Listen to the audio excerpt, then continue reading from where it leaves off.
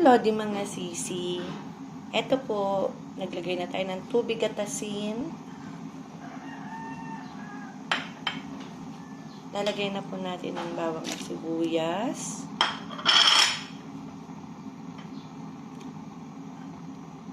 Luya. Yan po ang para sa ating paksiw. Sa maral. Malalaki po kasi siya. Ayan.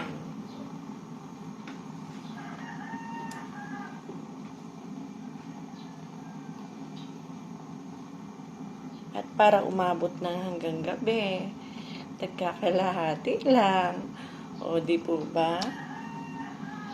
Kailangan maging wise kasi ang mahal lang bilihin. Oh, babawi na lang yan sila sa sabaw. Masarap naman po ang magiging sabaw niyan.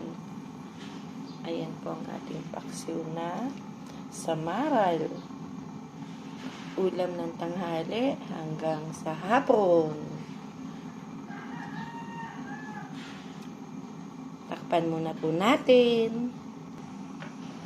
Ayan, may paminta na po. Saka lagyan na po natin ng suka.